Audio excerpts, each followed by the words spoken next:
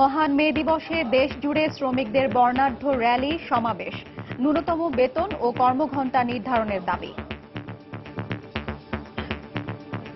আমরা শ্রমিকদের ন্যায্য অধিকার আদায় করতে চাই এবং ন্যায্য অধিকার পাইতে চাই। শ্রমিকের বাঁচার মতো এবং বাজার দরের সাথে মিল রেখে আপনার মজুরি দিতে হবে। 7 কর্মদিবসের মধ্যে শ্রম আইন অনুযায়ী বেতন দেওয়ার কথা। অপারেটর বেতন দেয় 15 তারিখের মধ্যে, ও বেতন দেয় 25 তারিখের পরে। শ্রমিক অধিকার প্রতিষ্ঠায় বিএনপি আওয়ামী লীগের অভিযোগ পাল্টা অভিযোগ। এই সরকার গণবিরোধী, শ্রমিক বিরোধী, তারা জোর করে ক্ষমতায় টিকে আছে। শ্রমিক ভাইদের অধিকার আদায়ের জন্য জনগণের সরকারের কোনো বিকল্প নেই। আওয়ামী লীগ ক্ষমতায় এলে শ্রমিকরা নিরাপদে থাকে, বিএনপি ক্ষমতায় এলে শ্রমজীবী মানুষের রক্ত ঝরে। দেখছিলেন প্রধান শিরোনাম। দুপুরের সময় সঙ্গে আছি আমি হাফসাতুন্নেসা এবং আমি সাজিদ রাজু। এবার অন্যান্য শীর্ষ সংবাদ। কর্মক্ষেত্রে নারীর অংশগ্রহণ বাড়লেও কমেনি মজুরি বৈষম্য। বিদ্যমান আইনই দায়ী বলছেন সংশ্লিষ্টরা। আইএলওর সব পরামর্শ মানা সম্ভব নয় জানালেন প্রতিমন্ত্রী। চীনের সঙ্গে ঋণ চুক্তি না হওয়ায় এখনো শুরু হয়নি পদ্মা সেতু রেল প্রকল্পের কাজ। চলতি মাসে এই চুক্তি জানালেন মন্ত্রী। নির্ধারিত সময় উদ্বোধন নিয়ে শঙ্কা বিশেষজ্ঞদের। সুনামগঞ্জে কালবৈশাখী ঝড়ে ত্রাণের চালবাহী নৌকাডুবি, সহস্রাধিক ঘরবাড়ি বিধ্বস্ত, গাছপালা উপড়ে বিদ্যুৎ সংযোগ বিচ্ছিন্ন। নাটোরে ব্যাপক ক্ষয়ক্ষতি। 2 মাসের নিষেধাজ্ঞার পর আজ আবারও নদ নদীতে মাছ ধরা শুরু। নিষেধাজ্ঞার সফল দাবি করে উৎপাদন বাড়ার আশা মৎস্য বিভাগের, উচ্ছ্বসিত জেলেরা। এবং দিনাজপুরে 5 উপজেলায় ধানের ক্ষেতে ব্লাস্টের আক্রমণ। কীটনাশকেও মিলছে না সুফল। আতঙ্কিত না হওয়ার পরামর্শ কৃষি বিভাগের।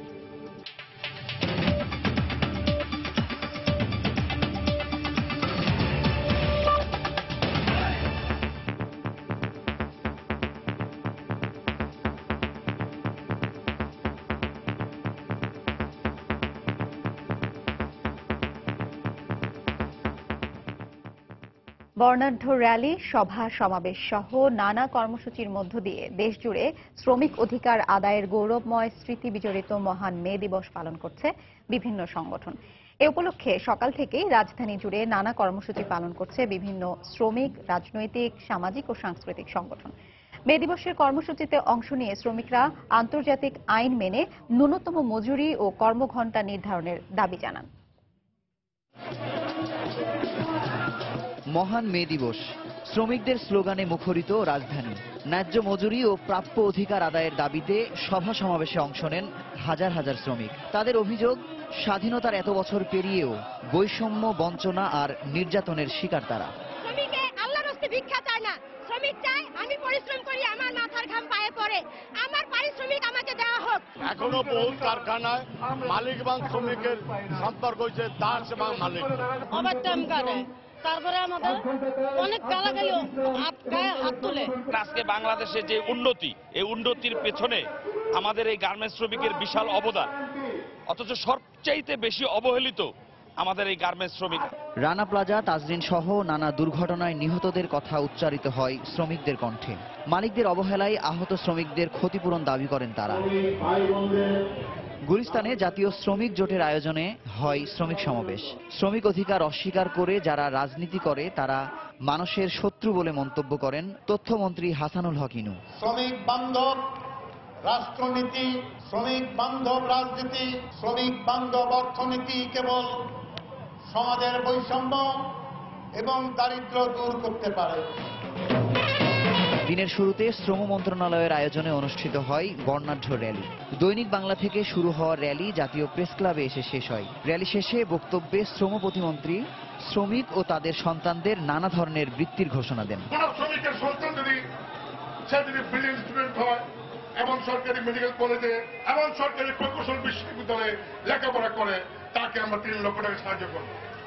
এবং কোন শ্রমিক যদি অসুস্থ হয়, দুরারোগ্য বেড়ে আক্রান্ত হয়, তাকে আমরা 2 লক্ষ টাকা সাহায্য করব।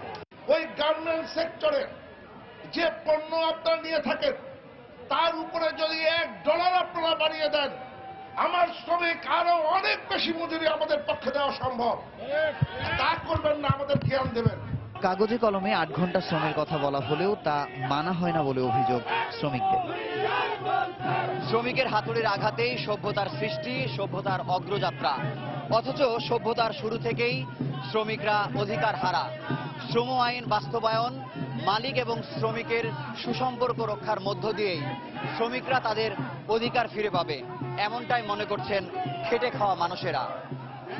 মুজাহিদ শুভ, সময় সংবাদ, ঢাকা। জাতীয় নির্বাচনকে সামনে রেখে বিএনপি আবারও হাওয়া ভবন গড়ে তোলার চেষ্টা করছে বলে মন্তব্য করেছেন আওয়ামী লীগের সাধারণ সম্পাদক ওবায়দুল কাদের। সকালে রাজধানীর বঙ্গবন্ধু অ্যাভিনিউতে দলের কেন্দ্রীয় কার্যালয়ের সামনে মহান মে দিবস উপলক্ষে জাতীয় শ্রমিক লীগের আলোচনা সভায় বক্তব্য রাখেন তিনি।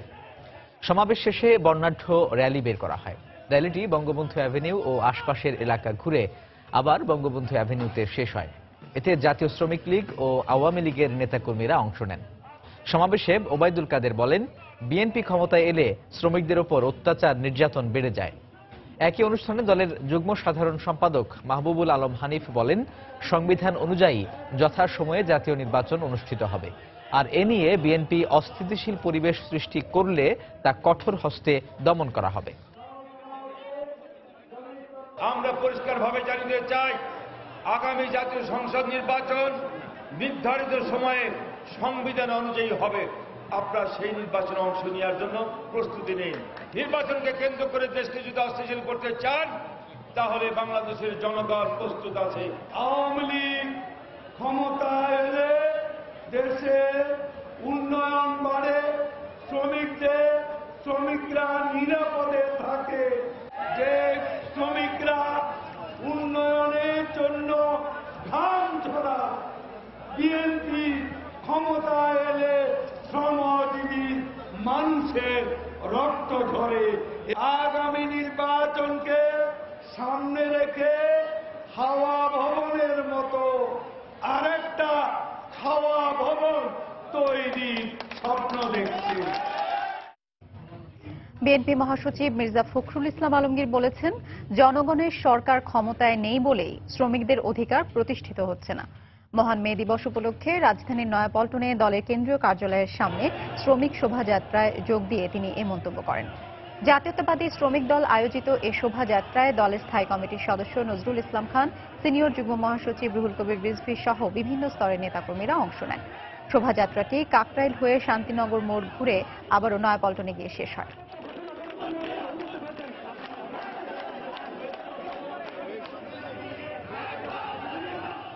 এই সরকার গণবিরোধী, শ্রমিক বিরোধী, তারা জোর করে ক্ষমতায় টিকে আছে। এই ক্ষমতা থেকে তাদেরকে সরাতে হবে এবং জনগণের সরকারকে প্রতিষ্ঠা করতে হবে। শ্রমিক ভাইদের অধিকার আদায়ের জন্য জনগণের সরকারের কোনো বিকল্প নেই। সাধারণ সম্পাদক আওয়ামী লীগের তিনি স্বীকার করেছেন, এই আয় নিয়ে তারা পালাতে পারবেন না যদি ক্ষমতায় না থাকে। আমি ধিক্কার জানাই যে আজকে তারা স্বীকার করে নিয়েছেন যে তারা যে অবৈধ উপায়ে যে অর্থ উপার্জন করছেন তাকে রক্ষা করতে হলে তাদের জোর করে হলেও, অবৈধভাবে হলেও তাদেরকে ক্ষমতায় টিকে থাকতে হবে। কর্মক্ষেত্রে নারীর অংশগ্রহণ বাড়লেও এখনও তাদের মজুরি বৈষম্য নিরসন সম্ভব হয়নি। এজন্য দেশের শ্রম আইনকে দুষছেন সংশ্লিষ্ট সংগঠনগুলোর সদস্যরা। এক্ষেত্রে সমান মজুরি সহ আন্তর্জাতিক শ্রম সংস্থার বেশ কিছু পরামর্শ থাকলেও তা বাংলাদেশের ক্ষেত্রে মানা সম্ভব নয় বলে মনে করেন শ্রম প্রতিমন্ত্রী। খলিলুর রহমানের ক্যামেরায় এম আর আমিনের রিপোর্ট। পুরুষের পাশাপাশি নারী শ্রমিক মাটি কাটা, ইট ভাঙ্গা, অবকাঠামো তৈরিতে সহায়তা সহ অনেক কঠিন কাজই করে থাকেন। ঢাকা উত্তর সিটির রাস্তায় কর্মরত এমনই কয়েকজন নারী জানান, পুরুষের চেয়ে 150 থেকে 200 টাকা কমে কাজ করছেন তারা। ছেলে মেয়ে সবাই সমান কাজ করি, কিন্তু ছেলেদেরকে যত টাকা দেয় আমাদেরকে তত দেয় না। মহিলারা যে কাজ করে আমিও সেই কাজ করি। আমি ভাই 450, মহিলারা ভাই 300। 350 টাকা চাইলে কয় গেলে আপনারা 300 টাকা হইলে হাজির হইলে আইন নাই লাইন নেই। পুরুষের পাশাপাশি ঢালাইয়ের কাজে এসব নারী সমপরিমাণ শ্রম দিলেও মজুরির ক্ষেত্রে তারা বৈষম্যের শিকার হচ্ছেন। শুধু এখানেই নয়, বেসরকারি বিভিন্ন অফিসেও মজুরির ক্ষেত্রে বৈষম্যের শিকার হন নারীরা। রাজধানীর ফার্মগেটে একটি বেসরকারি হাসপাতালে গিয়েও দেখা যায় একই চিত্র। একজন আয়া ওয়ার্ড বয়ের চেয়ে প্রায় 2000 টাকা বেতন কম পান। শ্রম অনুযায়ী বেতন কম ও ন্যায্য সুযোগ সুবিধা থেকে বঞ্চিত হন নার্সরাও। 12 ঘন্টা ডিউটি করি, 10,000 টাকা বেতন পাই। 12,000 টাকার উপরেই আসে মাসে। মাতৃত্বকালীন ছুটি আমরা 3 মাস পাই। কর্পোরেট পর্যায়ে নারীরা মজুরি বৈষম্যের শিকার না হলেও মানসিক হেনস্থার শিকার হয়ে তারা পিছিয়ে পড়ছেন বলে জানান এই নারী উদ্যোক্তা। বৈষম্যের শিকার হচ্ছে না একেবারেই সেটা আমি বলবো না। মেন্টাল হ্যারাসমেন্ট আছে, ফিজিক্যাল হ্যারাসমেন্ট আছে, অনেক কিছু আছে।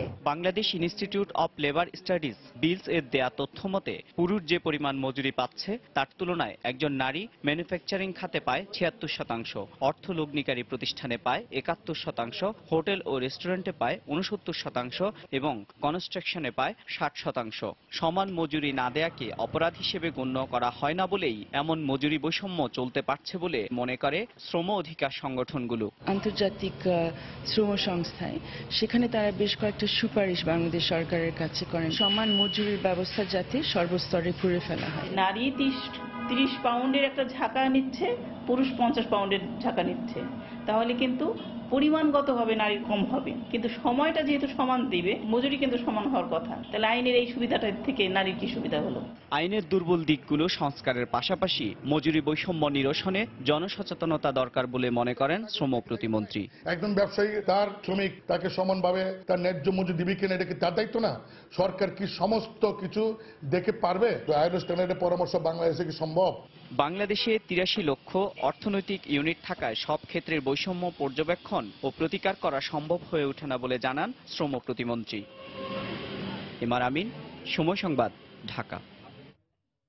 দেশে প্রায় 6 কোটি শ্রমিকের জন্য রয়েছে মাত্র 7টি শ্রম আদালত, যা প্রয়োজনের তুলনায় কম। বিশেষজ্ঞরা বলছেন, আদালতের সংখ্যা কম হওয়ায় মামলা জট বেড়েই চলেছে। এতে মামলা করার আগ্রহ হারিয়ে ফেলছেন চাকরিতে নিপীড়িত শ্রমিকরা। এছাড়া শ্রম আইনের আওতাভুক্ত শ্রমিকরাও আইনের দুর্বলতা, সীমাবদ্ধতা আর প্রভাবশালীদের হস্তক্ষেপের কারণে পদে পদে হয়রানির শিকার হচ্ছেন। শাফিন জাহিদের রিপোর্ট। মিরপুরে অ্যানা এন্টারপ্রাইজ নামের এক প্রতিষ্ঠানে বিক্রয় প্রতিনিধি হিসেবে কাজ করতেন রানা ও দীপু। প্রতি মাসের নির্দিষ্ট সময়ে বেতন দেওয়ার কথা থাকলেও তা না দেয়ায় বাধ্য হয়ে কাজ ছেড়ে দেন তারা। শেষের 2 মাসের বেতন চাইতে গেলে তা দিতে অস্বীকার করে নানা টালবাহানা শুরু করেন প্রতিষ্ঠানটির মালিক। নানান কথা বলে স্যালারিটা আটকা দিতেছে, আর আমাদের এখানেও কোনো যে কাউকে বলবো এরকম কোনো সুযোগ সুবিধা পাইতেছি না।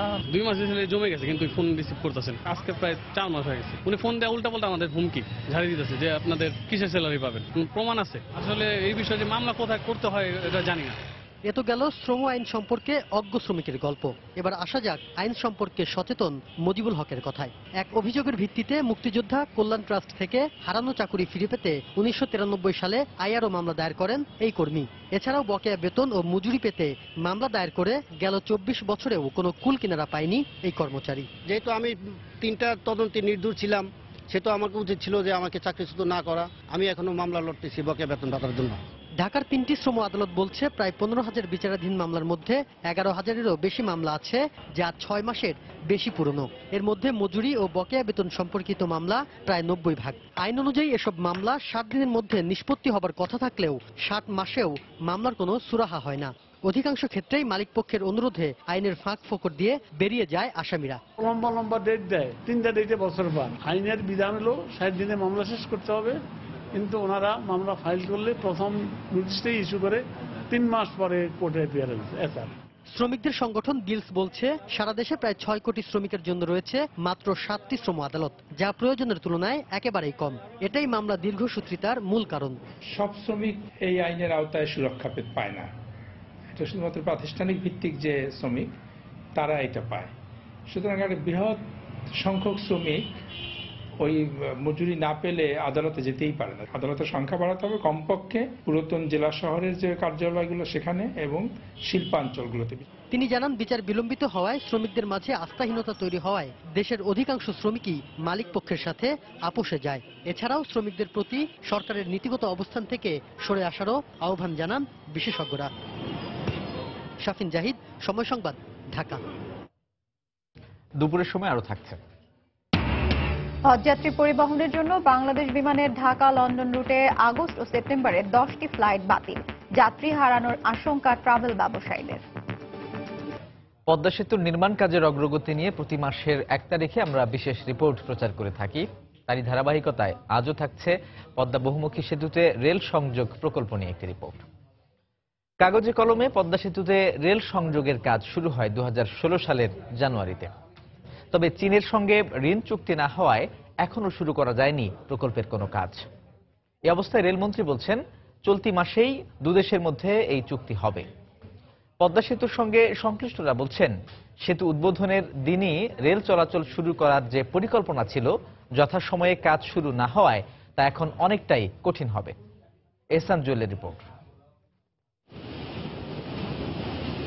নানা প্রাকৃতিক ও কারিগরি জটিলতা, তবু নদীতে চলছে পদ্মা সেতুর কাজ। 2015 সালে শুরু আর 2018 সালের ডিসেম্বরে এই কাজ শেষ হওয়ার কথা। নকশা অনুযায়ী সেতুর নিচের অংশে রেল এবং উপরের অংশে চলবে অন্য যানবাহন, ফলে একই সময়ে দেশের দক্ষিণাঞ্চলকেও রেল সংযোগের আওতায় আনা হবে।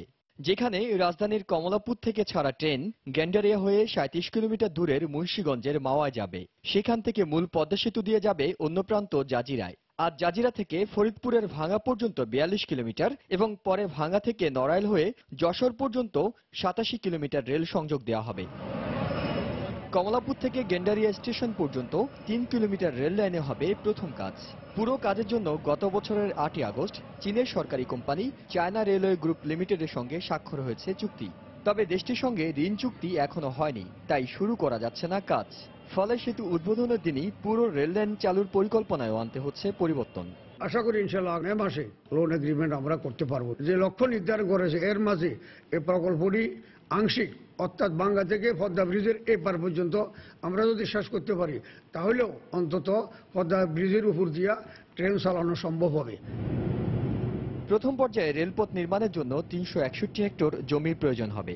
এর মধ্যে শরীয়তপুর এবং মাদারীপুরের জমি অধিগ্রহণ সম্পন্ন হলেও অন্য জেলাগুলোতে কাজ চলছে। প্রকল্প বাস্তবায়ন করবে বাংলাদেশ সেনাবাহিনী। নিয়মিত সমন্বয় হচ্ছে মূল পদ্মা সেতুর কাজের সঙ্গেও। আমাদের সাথে যে কমন জায়গাটা, এই জায়গায় জমিটাও আমরা অধিগ্রহণ করে রাখছি ওদের সুবিধার জন্য। তাদের তো টার্গেট ছিল আমাদের সাথে সাথে শুরু করার, বাট এটা কঠিন হবে তাদের জন্য যেহেতু এখনো বাস্তব কাজ শুরু হয় নাই। এই রেল প্রকল্পের ফলে শুধু যশোর পর্যন্ত রেল লাইনই যোগ হবে না, একই সময় ঢাকার সঙ্গে মোংলা এবং পায়রা গভীর সমুদ্র বন্দরের রেল যোগাযোগের প্রাথমিক দুয়ার খুলবে। এর মধ্যে বেশ দেরি হয়ে গেছে। চীন সরকারের সঙ্গে ঋণ চুক্তির বিষয়টি দীর্ঘ 1.5 বছর ধরে ঝুলে থাকায় কাজে হাত দেওয়া যায়নি এখনো। আর তাই পদ্মা সেতু চালুর প্রথম দিনেই পুরো রেল সংযোগ চালুর বিষয়টি থেকে আপাতত কিছুটা সরে আসতে হচ্ছে মন্ত্রণালয়কে। তবে আশার কথা চলতি মাসেই ঋণ চুক্তি সম্পূর্ণ হয়ে গেলে কিছুটা দেরিতে হলেও রেলে চড়ার সুযোগ পাবেন দেশের দক্ষিণ পশ্চিমাঞ্চলবাসী। এহসান জুয়েল, সময় সংবাদ, ঢাকা। শীতাতপ নিয়ন্ত্রিত কক্ষে বসে হাওর এলাকাকে দুর্গত ঘোষণার আবদার ভণ্ডামি ছাড়া কিছু নয় বলে মন্তব্য করেছেন খাদ্যমন্ত্রী অ্যাডভোকেট কামরুল ইসলাম।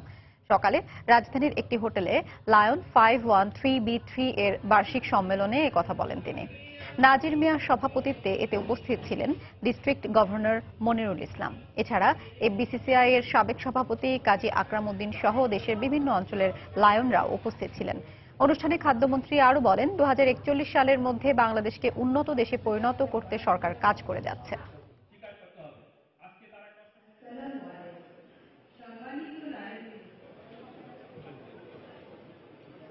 অনেকেই শীতাতপ নিয়ন্ত্রিত কক্ষে বসে এই হাওর অঞ্চলকে দুর্গত এলাকা কেন ঘোষণা করা হয় না তার জন্য বিবৃতি দিচ্ছেন, বক্তৃতা করছেন। তাদের পাশে না যাওয়া, এটা হচ্ছে একটা ভণ্ডামি। পদ্মা সেতু আমাদের নিজ অর্থায়নে আমরা পদ্মা সেতু করছি। এর থেকে বড় প্রত্যয়, এর থেকে বড় সাহসিকতার কাজ নেই। আমরা বিশ্ব ব্যাংকের কাছে নতজানু হইনি, আমরা নিজ অর্থায়নে পদ্মা সেতু করছি। এই যে আমাদের সাহস।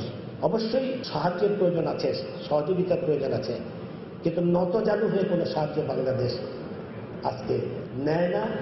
আমাদের মাননীয় প্রধানমন্ত্রী জননেত্রী শেখ হাসিনা দেন না, এটা প্রমাণ করে দিয়েছেন। বাংলাদেশ 2041 সালে উন্নত দেশ হবে এবং আমাদের সেই স্বপ্ন পূরণ হবে। দেখছেন দুপুরের সময়। দুরন্ত বাইসাইকেল, উড়ে চলো দুরন্ত গতিতে। সুনামগঞ্জে কালবৈশাখী ঝড়ে সহস্রাধিক ঘরবাড়ি বিধ্বস্ত হয়েছে, উপড়ে গেছে অনেক গাছপালা। এছাড়া ডুবে গেছে 18 টন ত্রাণের চাল বহনকারী একটি ট্রলার। ঝড়ের কারণে বিদ্যুৎ বিচ্ছিন্ন থাকায় বিপাকে পড়েছেন বিভিন্ন এলাকার মানুষ। এছাড়া নাটোরে ঝড়ে ক্ষতিগ্রস্ত হয়েছে ঘরবাড়ি, গাছপালা। আমাদের জেলা প্রতিনিধিদের পাঠানো তথ্য ও ছবি নিয়ে ডেস্ক রিপোর্ট। একের পর এক প্রাকৃতিক দুর্যোগে বিপর্যস্ত হয়ে পড়েছে সুনামগঞ্জ। দীর্ঘ 1 মাস ধরে বন্যার পর এবার কালবৈশাখী ঝড়ে বিধ্বস্ত জেলার বিভিন্ন এলাকা। পার পায়নি ত্রাণের চালবাহী ট্রলারও। রোববার ঝড়ের কবলে পড়ে সুরমা নদীতে ডুবে যায় 360 বস্তা চাল সহ ত্রাণবাহী ট্রলার। পানিতে তলিয়ে যাওয়া চাল উদ্ধারে কাজ করছে ফায়ার সার্ভিস। তুফানের সাথে সাথে নৌকা পানি আয়োই যথামারি নৌকা পুরাই দিচ্ছে। আমরা সরকারকেও জানিয়েছি, সাথে সাথে আমরা প্রাথমিক রিপোর্টও আমরা দিচ্ছি যে এইটা সরকার যেভাবে এটা সিদ্ধান্ত নেয় তাদের ক্ষতিগ্রস্তরা কিন্তু তারা তাদের ক্ষতি পাবে, তাদের জন্য এটা ড্যামারেজ হবে না। এটা তো 318 মেট্রিক টন। এছাড়া ঝড়ে সদর উপজেলার নতুনপাড়া, নবীনগর, 16 ঘর সহ বিভিন্ন এলাকার ঘরবাড়ির ব্যাপক ক্ষতি হয়। বিধ্বস্ত হয় প্রায় 2000 ঘরবাড়ি। ঘরের নিচে চাপা পড়ে আহত হয়েছেন অন্তত 10 জন। যে ঝড় তুফান আইছে, আমরা লালপুর গ্রাম অনেকগুলো ঘর নষ্ট হয়েছে, শহর উপরে ঘর একবারে মাটির সাথে মিশে দিয়েছে। এই তুফানে আমরা গ্রামে অন্তত 300 থেকে আরো উপর হইব, আমরা ক্ষতিগ্রস্ত হয়েছে। আমরা ঘর ধরে উড়াই নিচ্ছে, গরু বাছুর দূরে কাটটা দিয়া বাইক করছি। এরপরে আমরা টাকার মতন কোনো ওখানে অবস্থা নাই। 70 থেকে 80টা গরিব টোটালি তার কোনো কিছু নাই, পালা, টিন, যাবতীয় যে খান্ডি বাসন কিছুই নাই। আমার উপজেলার ভিতরেই মিনিমাম 25টা থেকে 30টা গাছ পড়ে গেছে। কিছু গাছ হেলে আছে যেটা ভয়ঙ্কর বিপজ্জনক, কিছু গাছ ঘরের ভিতরে পড়ে দেওয়াল সহ ঘরের ভিতরে ঢুকে গেছে। 9টা ইউনিয়নে খুব ক্ষতিগ্রস্ত, আনুমানিক হচ্ছে 1000-2000 ফ্যামিলি তো ক্ষতিগ্রস্ত হয়েছে, এই ঘর বাড়ি উড়ে চলে গেছে। নাটোরে কালবৈশাখী ঝড়ে সদর, নলডাঙ্গা, বড়াইগ্রাম ও সিংড়া উপজেলায় 1/2 বাড়িঘর বিধ্বস্ত হয়েছে। ভেঙে পড়েছে অসংখ্য গাছপালা। এছাড়া বেশ কয়েকটি বিদ্যুতের খুঁটিও ভেঙে পড়েছে। তাসমিন আফরোজ, সময় সংবাদ। রাজশাহীর পদ্মা নদীতে নৌকাডুবির ঘটনায় নিখোঁজ 4 জনের সন্ধানে সকালে আবারও অভিযান শুরু করেছে ফায়ার সার্ভিস। তবে এখনো কারো সন্ধান পাওয়া যায়নি। সদর উপজেলার বড় কুঠির মধ্যচরে ফায়ার সার্ভিসের ডুবুরি দল সকালে নতুন করে উদ্ধার কাজ শুরু করে। তারা জানায়, গতকাল বিকেলে পদ্মায় নৌকা ভ্রমণে যায় 5 জনের একটি দল। সন্ধ্যার পর হঠাৎ কালবৈশাখী ঝড় শুরু হলে নৌকাটি ডুবে যায়। এ সময় সাঁতরে একজন তীরে উঠতে পারলেও 4 জন নিখোঁজ হয়। খবর পেয়ে ফায়ার সার্ভিস রাতেই উদ্ধার অভিযান শুরু করে। তবে রাতে কারো সন্ধান না পাওয়ায় সকালে নতুন করে অভিযান শুরু করা হয়।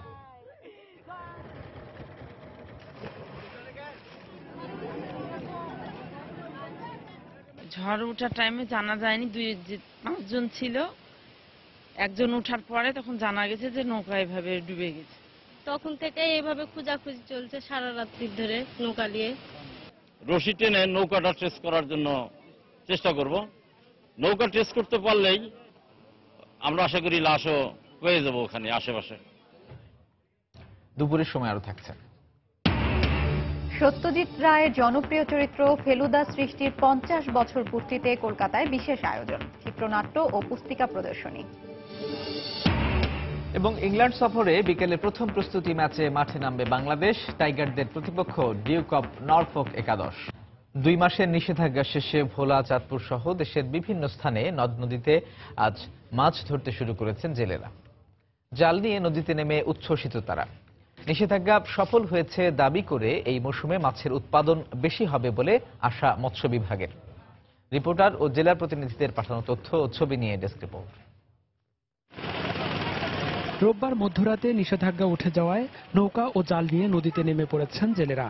গত 1 মার্চ থেকে 30 এপ্রিল পর্যন্ত 2 মাসের জন্য ভোলার সদর উপজেলার ইলিশা পয়েন্ট থেকে চর পিয়াল পর্যন্ত মেঘনা নদীর 90 কিলোমিটার ও তেঁতুলিয়া নদীর ভেদুরিয়া থেকে পটুয়াখালীর চর রুস্তম পর্যন্ত 100 কিলোমিটার এলাকায় সব ধরনের মাছ ধরার উপর নিষেধাজ্ঞা আরোপ করা হয়। নিষেধাজ্ঞা সফলভাবে শেষ হওয়ায় এই মৌসুমে মাছের উৎপাদন বাড়ার আশা করছে মৎস্য বিভাগ।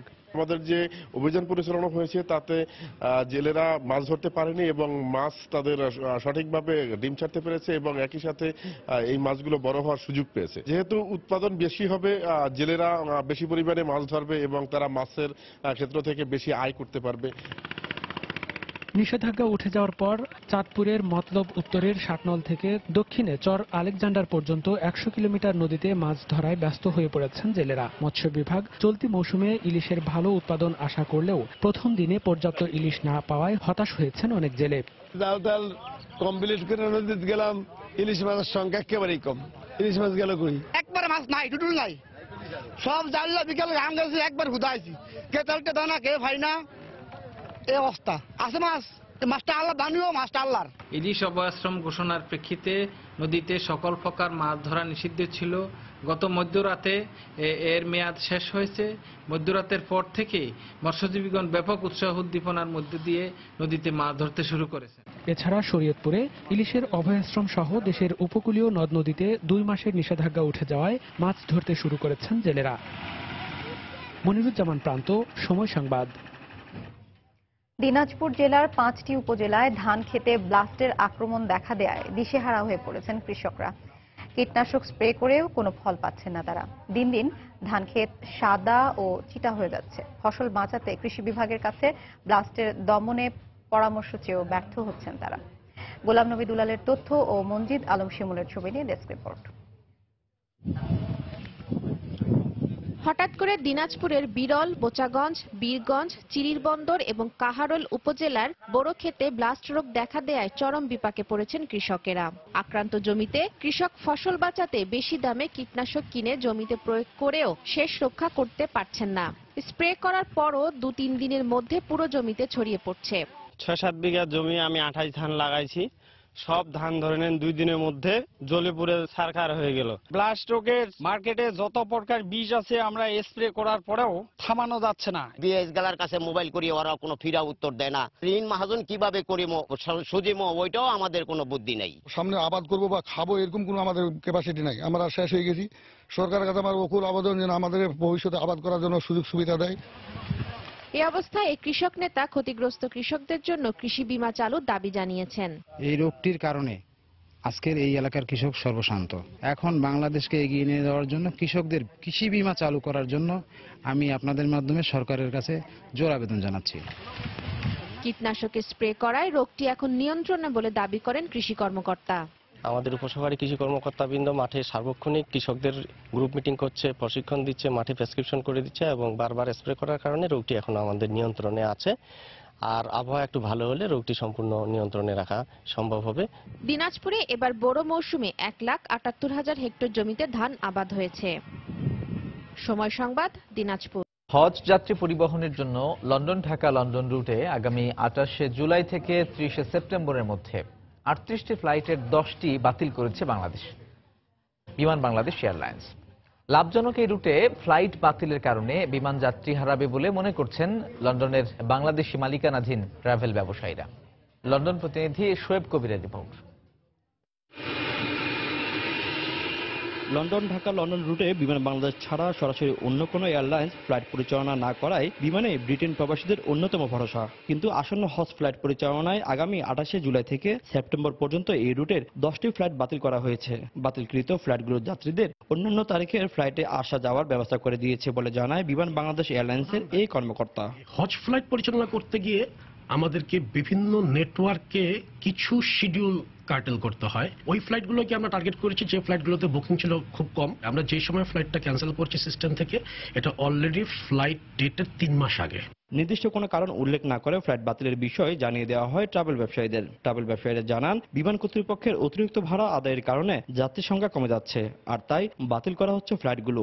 বিমানের যে কাস্টমারগুলো আমাদের লন্ডন থেকে যায় তারা বিমান বুকি না হয়ে অন্যান্য এয়ারলাইন্সে এবার চলে যাচ্ছে। বিমান খালি থাকার কারণে বিমানকে ডাইভার্ট করে হজের দিকে নিয়ে যাচ্ছে, যেটা বিমান হয়তো ভবিষ্যতে এই রোডটা লস করবে।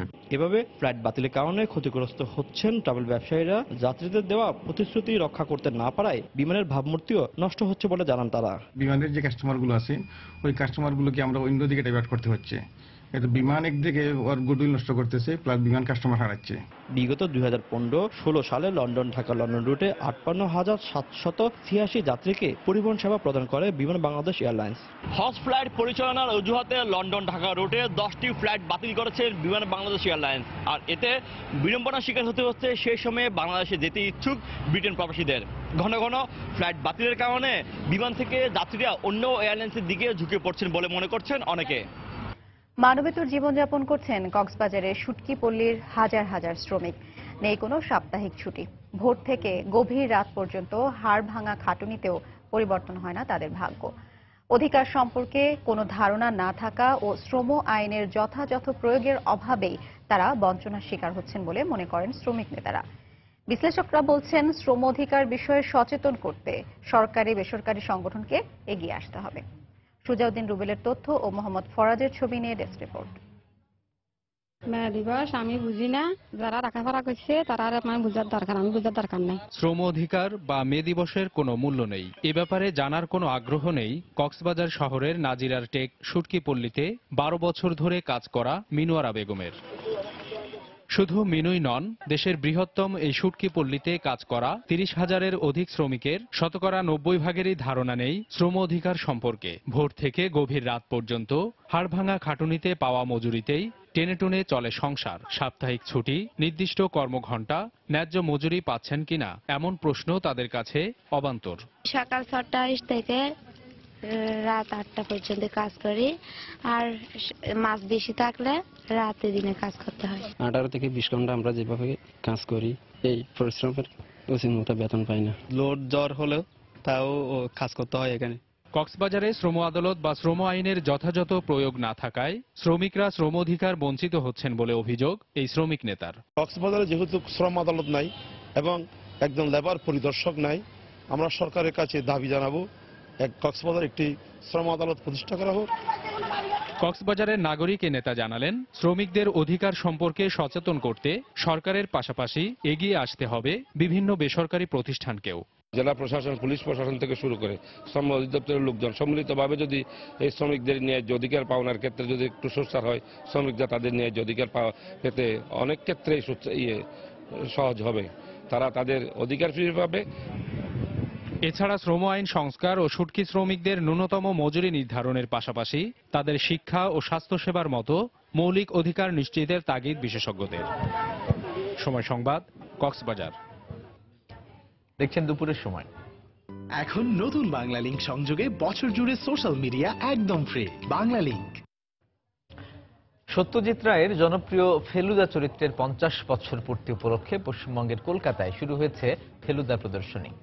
গতকাল সন্ধ্যায় হো চি মিন সরণির বেঙ্গল গ্যালারিতে প্রদর্শনীর উদ্বোধন করেন ফেলুদা চরিত্রে রূপ দেয়া জনপ্রিয় অভিনেতা সব্যসাচী চক্রবর্তী।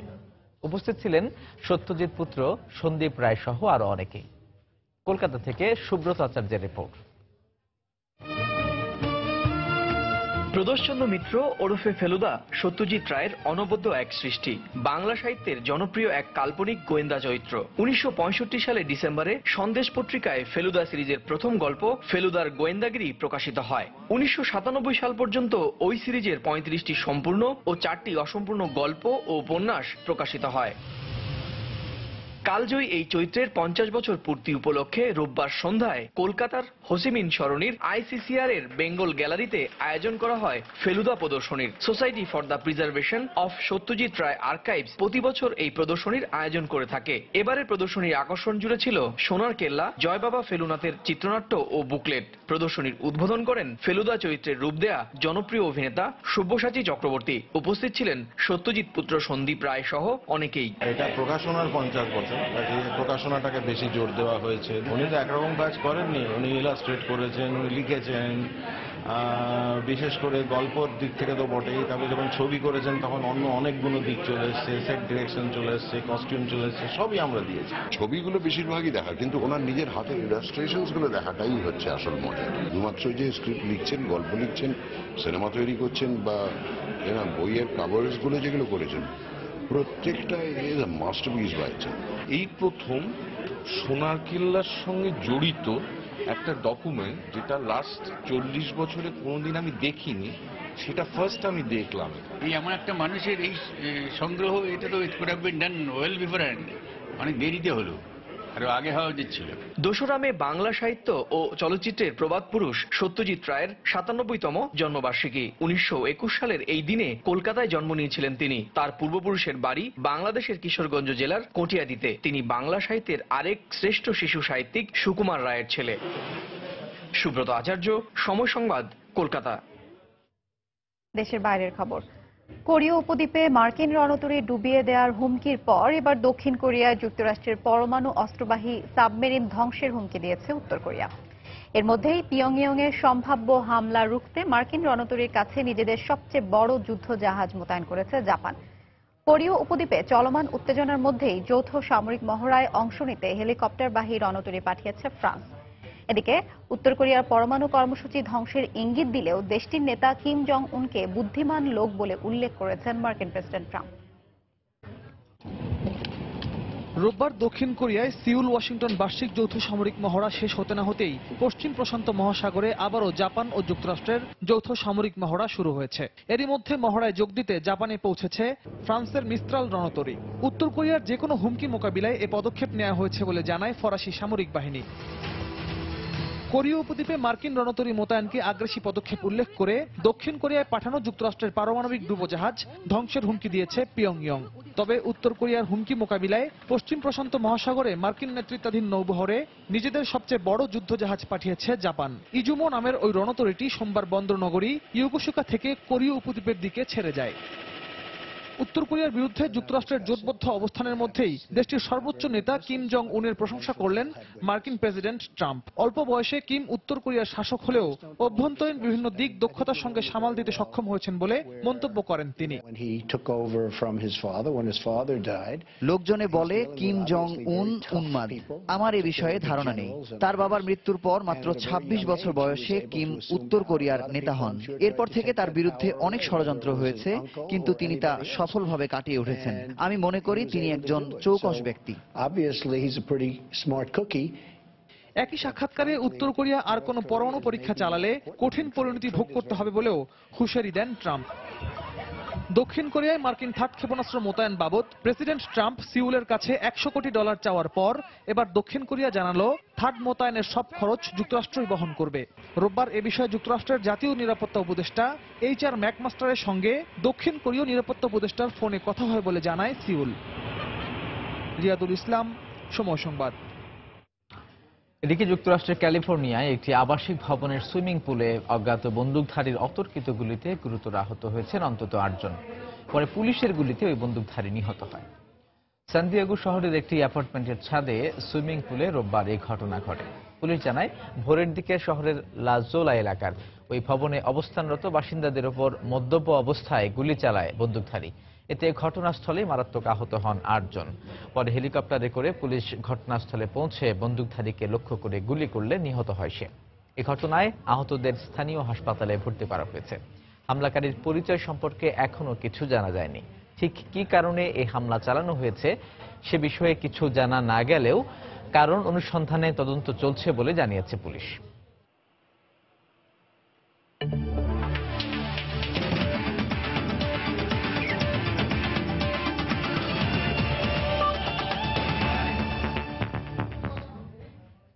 বাংলাদেশ জাতীয় ক্রিকেট দলের খবর।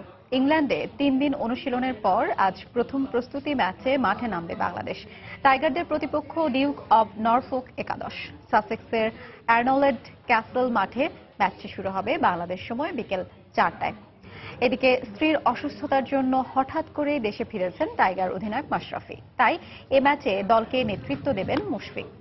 IPL ব্যস্ততার জন্য এখনও দলের সঙ্গে যোগ দেননি সাকিব ও মুস্তাফিজ।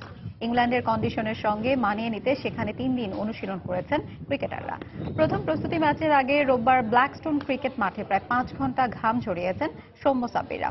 50 ওভারের ম্যাচটিতে দলে আসতে পারে বেশ কিছু পরিবর্তন। আয়ারল্যান্ড যাওয়ার আগে সাসেক্সে আরও একটি প্রস্তুতি ম্যাচ খেলবে বাংলাদেশ। আনুষ্ঠানিকভাবে Pakistan cricket board PCB Bangladesh সফর বাতিল না করায় 2-1 দিনের মধ্যে সিরিজের সময়সূচি পাঠানো হবে বলে মন্তব্য করেছেন BCBর প্রধান নির্বাহী নিজামুদ্দিন সুজন। মিরপুরে BCB কার্যালয়ে সাংবাদিকদের তিনি বলেন, আয়ারল্যান্ডের ত্রিদেশীয় সিরিজ র্যাঙ্কিং এর জন্য গুরুত্বপূর্ণ। আশা করছি 2-1 দিনের মধ্যে পাকিস্তানে আমরা আগামী জুলাই মাসের যে নির্ধারিত সফর আছে তার একটা প্রপোজ শিডিউল আমরা পাঠাবো। যদিও আমাদের আগামী যে আয়ারল্যান্ড এবং পাকিস্তানের নির্ধারিত সিরিজ আছে এই সিরিজের ম্যাচগুলো আমাদের জন্য খুব ইম্পর্টেন্ট। তারপরও চান্সেস আর ভেরি স্লিম যে আমরা অটোমেটিক কোয়ালিফিকেশন থেকে বাদ করব। আমরা চেষ্টা করছি বাংলাদেশ ওমেন্স ক্রিকেটকে কিভাবে আরো ডেভেলপ করা যায়। আমরা আমাদের প্লেয়ারদের একটা স্যালারি স্ট্রাকচারের মধ্যে নিয়ে এসেছি, উইচ ইজ ভেরি ইম্পর্টেন্ট। দুপুর সময় পর্যায়ে শীর্ষ সংবাদ জানিয়ে দিচ্ছি আরেকবার।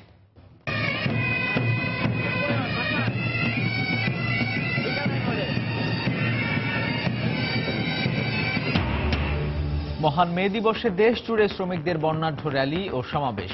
ন্যূনতম বেতন ও কর্মঘণ্টা নির্ধারণের দাবি।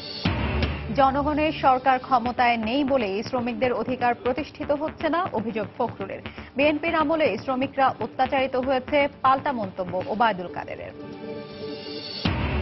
চীনের সঙ্গে ঋণ চুক্তি না হওয়ায় এখনো শুরু হয়নি পদ্মা সেতু রেল প্রকল্পের কাজ। চলতি মাসে চুক্তি জানালেন মন্ত্রী। নির্ধারিত সময়ে উদ্বোধন নিয়ে শঙ্কা বিশেষজ্ঞদের। সুনামগঞ্জে কালবৈশাখী ঝড়ে ত্রাণের চালবাহী নৌকাডুবি, সহস্রাধিক ঘরবাড়ি বিধ্বস্ত, গাছপালা উপড়ে বিদ্যুৎ সংযোগ বিচ্ছিন্ন। নাটোরে ব্যাপক ক্ষয়ক্ষতি। এবং 2 মাসের নিষেধাজ্ঞার পর আজ আবারও নদ নদীতে মাছ ধরা শুরু। নিষেধাজ্ঞা সফল দাবি করে উৎপাদন বাড়ার আশা মৎস্য বিভাগের। উচ্ছ্বসিত জেলেরা। এই ছিল দুপুরের সময়। যে কোনো খবর পেতে ভিজিট করুন সময়নিউজ.tv। সঙ্গে থাকুন সময়।